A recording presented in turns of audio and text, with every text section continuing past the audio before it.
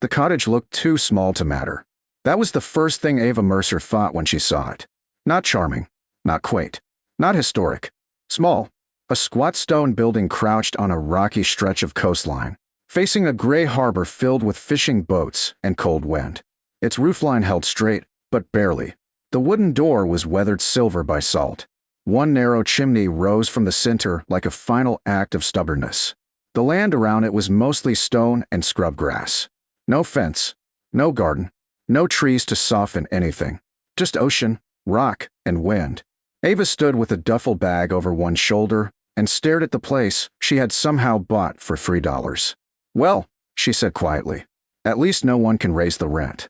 3 days earlier, she had been sleeping in the laundry room of her apartment building after the landlord changed the locks. 2 days earlier, a friend let her shower but not stay. 1 day earlier, she'd wandered into a county surplus auction because it was indoors and heated. That was where she heard it. Tax-forfeited coastal structure. Former whaler's cottage. Minimum bid, $3. People laughed. Can't insure it. Probably condemned. Waves'll take it in 10 years. No one bid. Ava raised her hand. The gavel came down before she fully understood what she'd done. Now she stood on wet stone with wind cutting through her jacket, holding a key that looked older than she was. She crossed the short path and fitted into the lock. It turned stiffly. The door opened inward with a scrape. Inside smelled of dust, salt, and old wood smoke. The cottage was 1 room wide and 2 rooms deep. Front room, hearth, built-in bench, narrow table fixed to the wall. Back room, iron bed frame, cracked basin, shelves. Everything simple. Built for function. Built to survive weather more than comfort. Ava moved slowly, testing each floorboard. The boards creaked, but held. The windows were small, thick-glassed, warped enough to bend the harbor outside. She ran her hand across the stone wall. Cold. Solid. This place has outlived smarter people than me, she said. She almost smiled. Almost. For the first time in months, the roof over her head belonged to no one else. That mattered. She spent the afternoon opening shutters, sweeping dust, and dragging broken furniture into a pile outside. The cottage improved quickly once light entered it. Still rough. Still poor. But usable.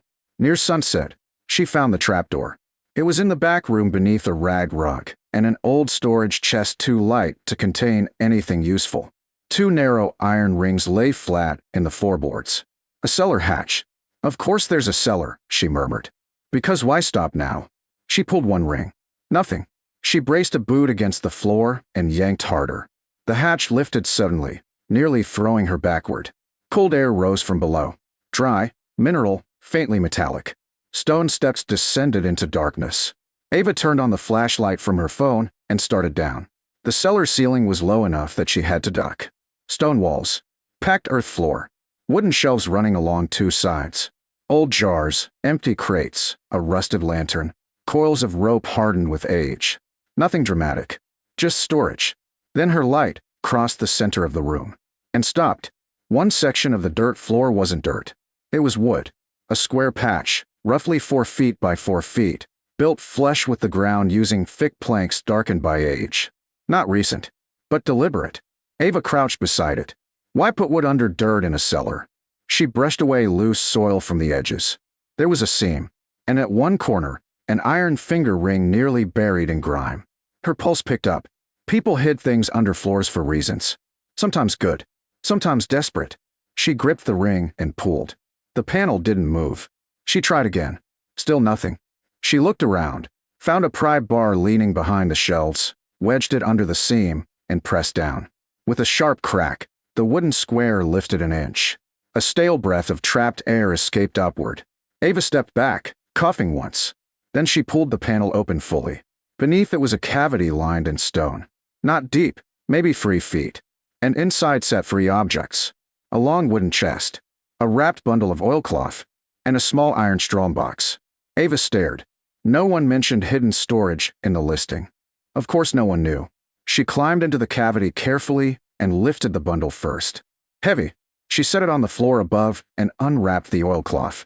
Inside were rolled charts and maps. Sea charts. Hand-drawn coastlines. Depth markings. Notes in faded ink. Some dated more than a century earlier. The wooden chest opened easier than expected. Inside were tools, harpoons, tits, brass instruments, a sextant wrapped in cloth, logbooks sealed in waxed leather. Not treasure. History. Useful history maybe, but not life-changing. Then she turned to the iron strongbox. Locked. Right, she said. Here we go. She carried it to the workbench upstairs and attacked the corroded latch with a hammer and screwdriver. 10 minutes later, the lock snapped. She lifted the lid. Inside were documents tied with twine. More papers. Ava exhaled in disappointment. Then she opened the first bundle. Insurance records. Shipping shares. Ownership certificates. Partnership contracts. Her eyes narrowed. This wasn't random paperwork. It was financial documentation. She sorted faster now. Names repeated across pages. One in particular, Elias Mercer. Same surname as hers, though common enough in coastal towns. Then another page made her stop. Mercer Coastal Storage and Wharf Holdings. Wharf Holdings. She grabbed the next document.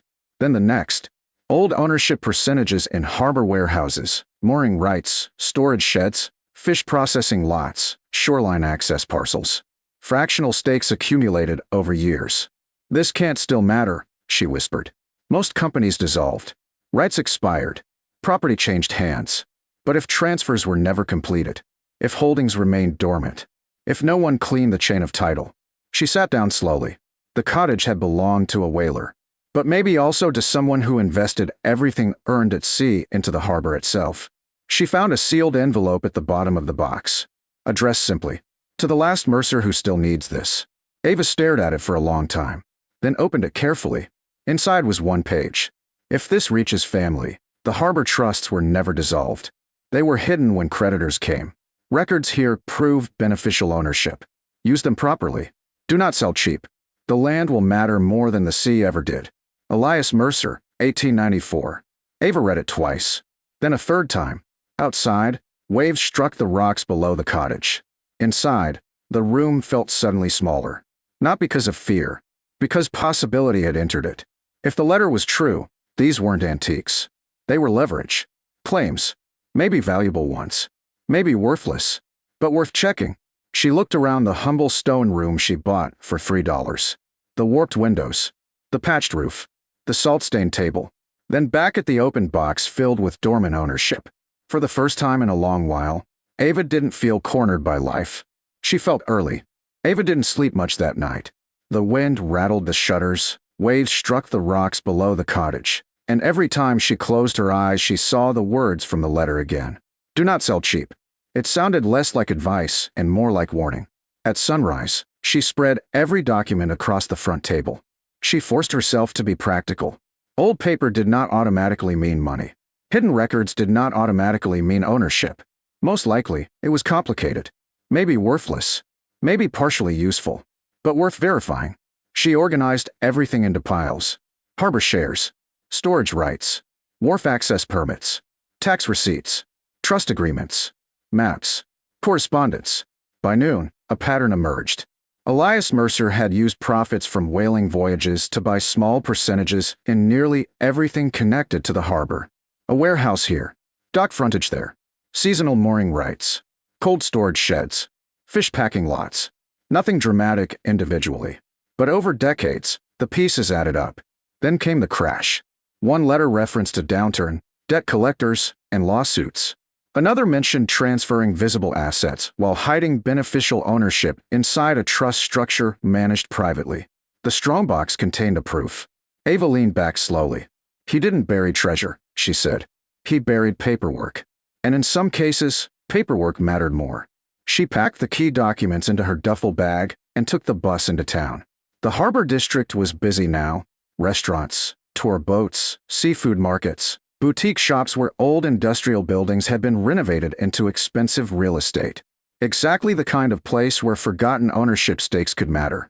At the county land office, she waited behind contractors and title agents until her turn came. The clerk looked tired until Ava placed a century-old trust certificate on the desk. Then he sat up. "I need to know whether these parcel references still exist," Ava said. He studied the paper, then the old lot numbers. "Some may have been renumbered," he said. "This could take time." "I've got time." 3 hours later, she sat in a records room with stacks of printed maps and a younger title researcher, who had become unexpectedly interested. The results were messy, but clear enough.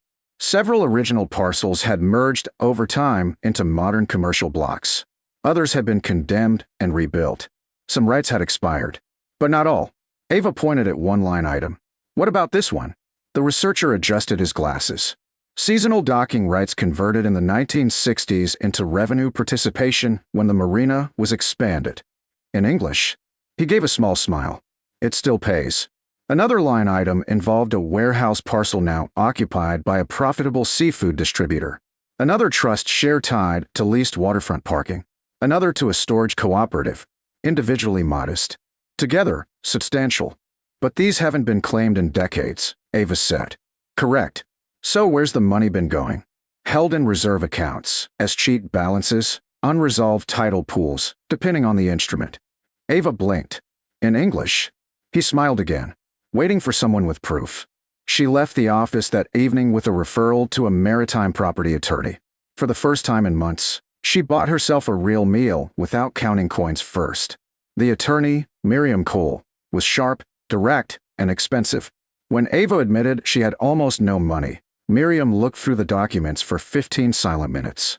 Then she said, "I'll take a percentage." That was all Ava needed to hear. The next 4 months were paperwork, signatures, certified notices, and patience. No dramatic shortcuts. No instant windfall. Some claims failed. A few rights had legally expired. One warehouse share had been bought out decades earlier for pennies. But many remained enforceable. Because no one had ever produced the original trust records, until now. Miriam negotiated settlements where ownership structures were too tangled. Revenue accounts were released. Dormant trust balances transferred. Lease payments redirected. 2 businesses chose to buy Ava's inherited minority interests rather than keep dealing with them annually. She accepted smart offers and declined bad ones.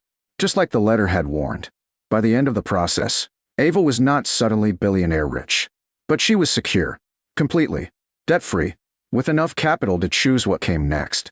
And more importantly, ongoing monthly income from the remaining marina and waterfront revenue shares she decided to keep. Most people expected her to leave town immediately, sell the cottage, move somewhere flashy, disappear into comfort. She didn't. Instead, she repaired the cottage first. New roof slates were needed, repointed stone walls, storm-proof shutters, fresh plumbing, a wood stove that actually worked. She kept everything else simple. The place had survived a century before her. It didn't need to become something fake now. Then she used part of the money to start something practical. A small marine trades grant fund for young locals trying to get into boat repair, welding, navigation, or fishing logistics. Nothing huge, just enough to matter. She knew what one chance could mean when you had none. Months later, Ava stood outside the restored cottage in early morning light. The harbor was calm. Small boats moved across silver water. The door behind her closed smoothly now. The chimney drew clean smoke. The old table inside held invoices, books, and coffee instead of dust.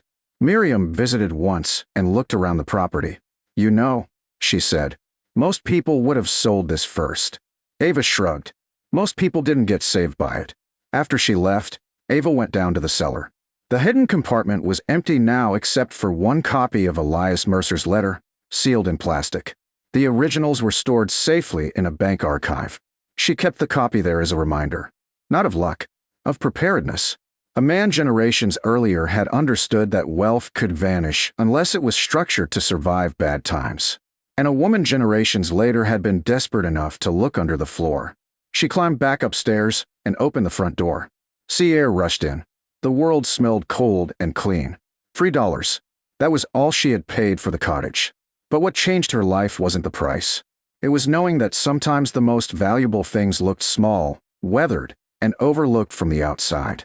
Ava stepped onto the rocks and watched the harbor wake up below her. For the first time in years, she wasn't behind on life. She was ahead of it.